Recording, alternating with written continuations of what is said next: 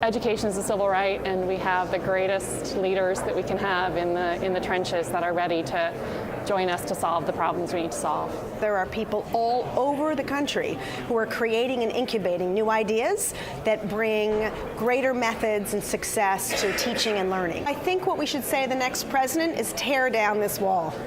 Tear down the wall that stands between kids and great opportunities. We're living through a learning revolution, and I think it's the most important thing happening on the planet. All the presidential candidates ought to be talking about the innovation economy and preparing young people to participate in that economy. It's the superintendents and the school leaders who are standing up and saying they're not going to wait for government to lead, they're going to do it themselves. Let us do what we need to do and get out of the way. Connecting the world of learning for all these young kids so that they can achieve their fullest potential. The next president should think about the model of education and how long it's been in existence, and the ways that we can use technology to provide a better experience for students that meets students exactly where they are. I would tell the next president to invest a lot of energy into the inner cities of students of color,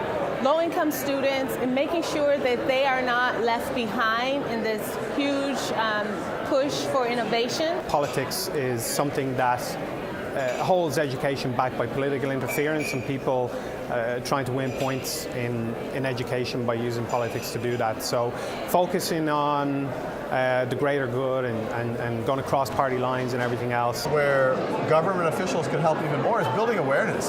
There's a lot of great tools, Khan Academy is one of them, but there's others that people don't realize are out there. I mean, these are really like free tutoring for people, and not as many people are tapping into it as they could. I think we can create paths for people who aren't part of the formal system to still reach their potential. The incremental cost of giving someone lessons over the internet are close to zero. We can personalize it in ways that we never could before. And it's not about replacing the physical classroom, it's about augmenting and supercharging the physical classroom so that there can be more human interaction. So I'm very hopeful, and I actually think the next administration is going to have a lot of very urgent problems around education, but I think they're going to have a lot of really neat solutions that can address them. The next president needs to understand that regardless of the zip codes, regardless of socioeconomic status, we have future leaders in this country throughout the country, and we need to create greater access and opportunity, and we can do that through innovation.